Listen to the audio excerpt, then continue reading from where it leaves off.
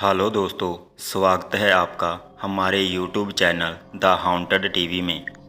अगर आपको भी डरावनी कहानियाँ सुनना पसंद है तो आप अभी हमारे इस चैनल को सब्सक्राइब कर लें, क्योंकि आज की कहानी सुनकर आपको बहुत ज़्यादा डर लगने वाला है और आगे भी आपको हमारे इस चैनल पर ऐसी ऐसी हॉरर स्टोरियाँ सुनने को मिलेगी जिससे सुनकर आपके रोंगटे खड़े हो जाएंगे। तो चलिए ज़्यादा टाइम वेस्ट ना करते हुए कहानी शुरू करते हैं। सन 2010 शहर नोएडा में दूर दूर से लोग आते हैं यहाँ काम करने के लिए। कोई बिहार से, कोई झारखंड से, तो कोई उत्तराखंड से। मेरा दोस्त बिहार से आया था। मेरा दोस्त का नाम गुलशन है। यहाँ वो एक रूम पार्टनर के साथ रहता था जिसका नाम रजत है। मेरा दोस्त एक रात थक हार के काम करके घर आ रहा था, तभी उसके पास एक आधी जली टिकट गिरती है।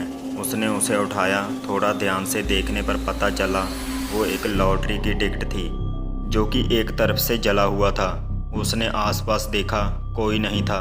उसने उसे अपनी जेब में रख लिया। जब वो उस मकान में पहुंचा जहां वो किराएदार था तो उसने देखा अपने पड़ोस वाली छत पर कोई व्यक्ति खड़ा है। उसने इतना ज़्यादा नहीं सोचा और अपने रूम पार्टनर से पूछा, कितने लोग आए हैं हमारे पड़ोस में? रजत, कितने लोग? मगर कहाँ? गुलशन, पड़ोस में। रजत, कोई नहीं आया है, खाना बना जल्दी। गुलशन, पर मैंने देखा था यार। अंदर ही अंदर कहता, शायद ये मेरा भ्रम होगा। गुलशन ने वो लॉटरी की टिकट की बात रजत को नहीं बताई।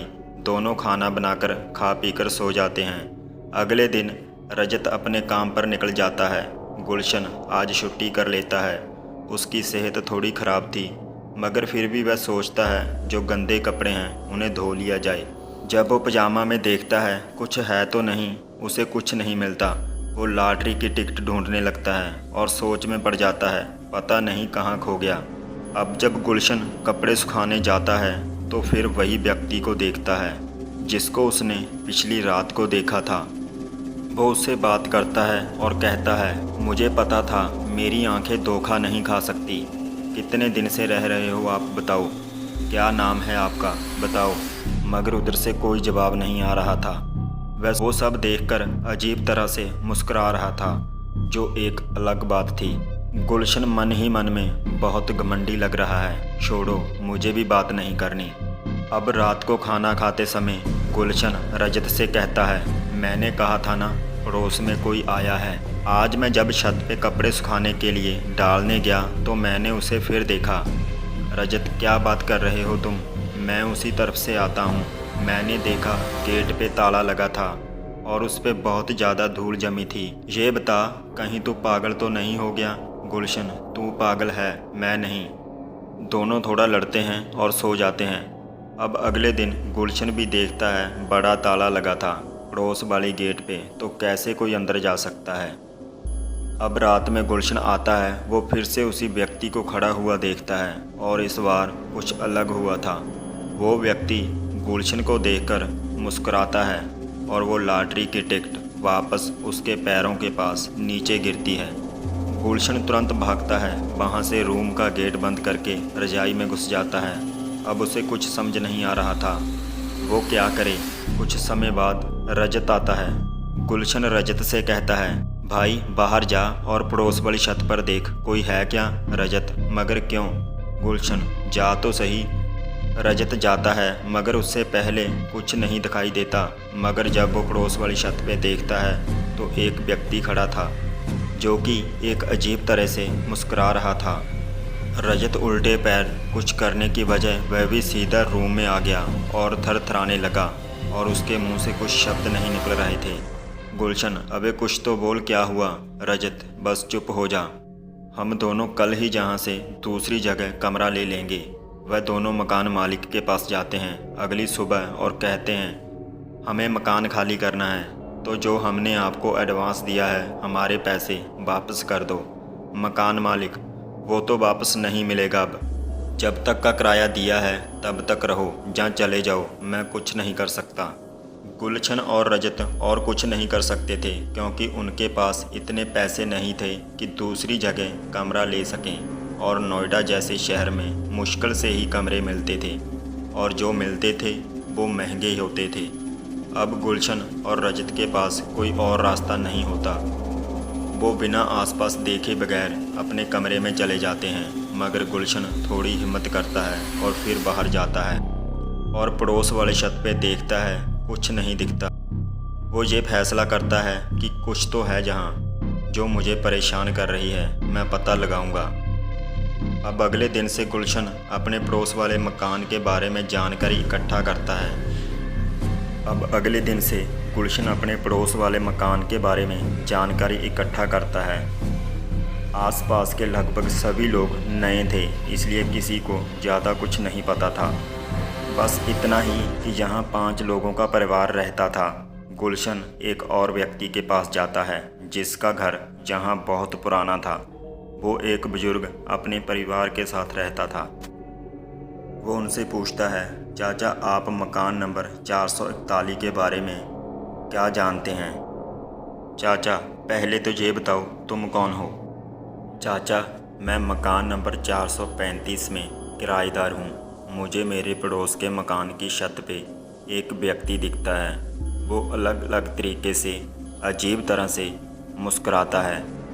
मैं और मेरा दोस्त रजत बहुत परेशान हैं, कृपया कुछ सहायता करें। चाचा सुनो, मकान नंबर 441 में कुल 5 लोग रहते थे। उन 5 लोगों में से एक नौकर रहता था, बाकी 4 लोग उसके मालिक थे। वो नौकर एक पैर से लंगड़ा था तो बहुत कम रुपए उसे मिलते थे। वो चारों लोग 2 भाई और उनकी बीवियां थी। वो उस नौकर के साथ बहुत बुरा व्यवहार करते थे, उससे ज़्यादा काम कराते थे और पैसे बहुत कम देते थे। वो नौकर जिसका नाम सत्येंद्र था, उसने वहाँ से छोड़ के कहीं और काम करने का फ़ैसला लिया। मैंने उसे काम दिलाने की मदद की थी। कुछ समय बाद उस नौकर ने वहाँ से नौकरी छोड़ दी। उस मकान के लोगों ने बहुत बुरा सुनाया। उसे दोनों भाई कहने लगे, अबे जा अपाहिज, देखता हूँ कौन नौकरी देता है तुझे। और वो चोर है, ये सब कहकर भगा दिया और उसकी बची तनख्वाह भी नहीं दी। अगले दिन उस नौकर ने 100 रुपये की लॉटरी की टिकट खरीदी। इत्तेफाक से उसकी लॉटरी लग जाती है, जिसका इनाम 25 लाख का था। ऐसा मानो कि उसकी ज़िंदगी संवर गई हो। उसके कुछ दिन बाद ही उसका कुछ पता नहीं चला। गुलशन क्या आपके पास उस नौकर की फ़ोटो है? चाचा शायद हाँ, क्योंकि वो नौकर हमारे जहाँ भी पहले काम करता था। मेरे पिता को और मुझे अच्छे से जानते थे, मगर हमने उन्हें निकाल दिया था क्योंकि हमारे पास इतने पैसे नहीं थे। मेरे पिता व्यापार में नुकसान हुआ था। चाचा उसे फ़ोटो देते हैं। गुलशन वो फ़ोटो देखते ही बेहोश हो जाता है। उसका रूम पार्टनर रजत उसे ढूंढते हुए आता है और अपने कमरे पे ले जाता है। रजत क्या हो गया भाई, उठ। गुलशन कुछ समय पश्चात उठता है और कहता है, मुझे तो कुछ नहीं हुआ। रजत तो उन चाचा के घर वहाँ बेहोश क्यों हो गया था और तू वहाँ गया ही क्यों था? पता नहीं कैसे लोग हैं। गुलशन मैं ठीक हूँ, चिंता मत कर, चल खाना बनाते हैं और खा पी के सो जाते हैं। गुलशन बस फैसला करता है अब वो उस मकान के अंदर जाएगा। वो अपने छत के रास्ते से पड़ोस की छत पे छलांग लगाता है और मकान के अंदर घुस जाता है। उसे फिर से वही नौकर दिखता है। गुलशन मुझे पता है आप अच्छे हो, आप मुझे कुछ नहीं करोगे। वो नौकर की आत्मा एक डरावनी मुस्कुराहट के साथ गुलशन की तरफ लंगड़ाते हुए बढ़ रही होती है। गुलशन नहीं, बस अब नहीं, मैं जानता हूँ आप अच्छे व्यक्ति हैं। वो नौकर उसके पास पहुँचता है और उसका गला पकड़ के दबाने लगता है। रजत उस तरफ कुछ नहीं समझ रहा था कि ये क्या हो रहा है, गुलशन कहाँ चला गया। वह नौकर बस गुलशन का गला दबाकर मार ही रहा था कि तभी गुलशन अपनी जेब से वो लॉटरी की टिकट निकालता है और उसे दे देता है। वो नौकर की आत्मा फिर भी उसे मारना चाहती थी, मगर गुलशन कहता है, देखिए मुझे आपके बारे में पता है और आपकी सहायता करूंगा। कृपया मुझे बताएं, मैंने सुना आपकी लॉटरी लगी और उसके बाद से ही आप कहीं गायब हो गए। सत्येंद्र रोने लगा। ये लॉटरी का टिकट नहीं, मेरी मौत का टिकट है। मैं खुश था मेरी लॉटरी लग गई, मगर उसी शाम मुझे मेरे मालिक ने बुलाया जिस मकान में मैं काम करता था, मकान नंबर 441। मैं देख रहा था जो मुझे पहले इतना परेशान करते थे, अब वो मुझे अच्छे से बात कर रहे थे। कुछ देर बाद उन्होंने मुझसे कहा, तुम्हारी लॉटरी लग गई है, हमने सुना। सतेंद्र ने कहा, हाँ, तो वो टिकट तुम हमें दे दो, हम ज़्यादा अच्छे से इस्तेमाल कर सकते हैं। सतेंद्र, तभी मैं सोचूं आज कैसे महान बन रहे हो आप लोग। उन भाइयों ने धमकी दी, अगर वो तूने हमें नहीं दिया तो अंजाम बुरा होगा। सतेंद्र, देखते हैं क्या होता है। उन दोनों भाइयों में से एक भाई ने मुझे पकड़ लिया और दूसरे भाई ने मेरी जेब से वो टिकट ले लिया और साथ में ही उनकी बीवियां जो चाकू लेकर मेरे हाथ पैर पर मारने लगी। मुझे उन्होंने मार दिया और बरामदे में दफन कर दिया। कुछ समय बाद मेरी आत्मा ने मेरा शरीर छोड़ दिया। पता नहीं क्यों, मगर मेरी आत्मा यहीं थी। मैंने उन दोनों भाइयों को जलाकर मार दिया और उनकी बीवियों को भी। उसके बाद वो लॉटरी का टिकट और मैं जहाँ रह गए बस। गुलशन, शायद आपका शरीर अभी भी उस बरामदे में है, इसलिए शायद आपकी आत्मा यहीं है। गुलशन बरामदे में जाता है और खुदाई शुरू करता है, मगर वो काफ़ी कठोर थी। गुलशन रजत के पास जाता है सहायता के लिए और वह दोनों ही ऊपर की छत से छलांग लगाते हैं और दोनों बरामदे में जाते हैं और खुदाई करने लग जाते हैं। रजत कई सवाल पूछता है, मगर वो कुछ नहीं बताता और बस खुदाई करता है। कुछ समय बाद उन्हें एक कंकाल मिलता है। रजत भाग जाता है वहाँ से। वो बहुत ज़्यादा डर जाता है। अब गुलशन अकेले ही उस कंकाल का अंतिम संस्कार कर देता है और वो सतेंद्र की आत्मा फिर कभी नहीं दिखती।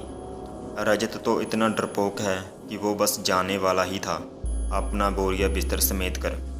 गुलशन अब सब कुछ उसे बताता है, लॉटरी और सतेंद्र की रियल हॉरर स्टोरी। अंत में ये भी बताता है कि एक घड़ी जो उसे मिली है कंकाल से, उसके बारे में वह बताता है वो घड़ी काफ़ी कीमती थी और उसने लेने से पहले सतेंद्र नौकर से भी पूछ लिया था। मगर कुछ समय बाद वो घड़ी अचानक गायब हो जाती है, जो कि एक रहस्य ही रह गया। मैं आशा करता हूँ आपको ये कहानी अच्छी लगी होगी। अगर आपको हमारी कहानी अच्छी लगी हो तो हमारे चैनल को ज़रूर सब्सक्राइब करें